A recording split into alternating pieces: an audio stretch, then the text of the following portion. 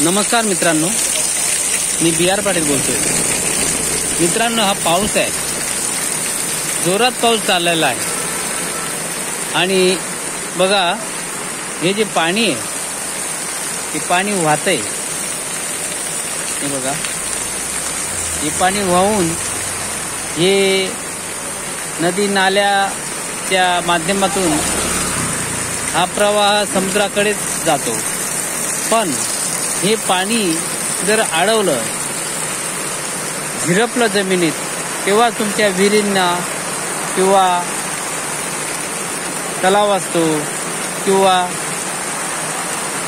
लहान लहान तळे असतात, तर त्या तळ्यांना मिळायला पाहिजे.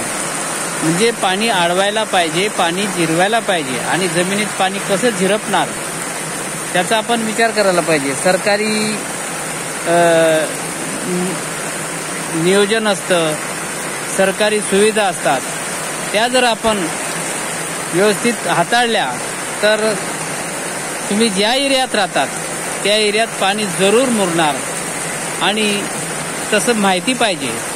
म्हणून हे पाणी अडवा मित्रांनो, आणि पाणी जमिनीत जिरवा, की जेणेकरून बागायत शेती होते, विहिरींना पाणी येतं.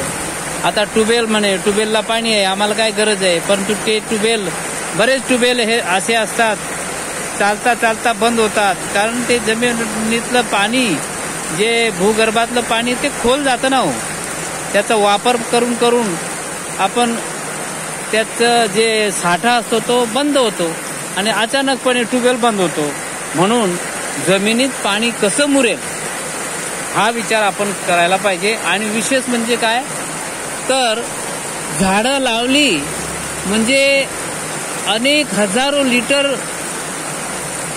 पाणी हे झाडांमार्फत, पानातून, त्यांच्या मुळांमार्फत ते जमिनीत मुरतं. म्हणून झाड लावल्याने सुद्धा तुमचं जमिनीत पाणी मुरलं जातं. म्हणून झाड लावा, ती बिगर खर्चाची पाईपलाईन आहे. बरोबर. बघा, हे फुलझाडे झाडे आहेत, मोठे मोठे झाडे आहेत. ज्या ज्या ठिकाणी तुम्हाला झाडे दिसतात ना, ते झाडे म्हणजे बिगर खर्चाची पाईपलाईन. तर धन्यवाद मित्रांनो, एवढ्या माहितीबद्दल.